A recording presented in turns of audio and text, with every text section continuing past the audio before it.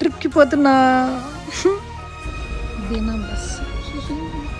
నాకు ట్రావెలింగ్ అంటే అంత ఇష్టం ఉండదు, బట్ ఈ ట్రిప్ చాలా స్పెషల్. బీటెక్ నుంచి వెళ్దాం అనుకున్నా, ఆల్మోస్ట్ 5 years అయిపోయింది ఫైనల్లీ. అన్నీ ఒకలానే ఉన్నాయి. ఇంట్లో నాగే బస్సు కొంచెం కన్ఫ్యూజ్ అయిపోతుంది ఒకసారి.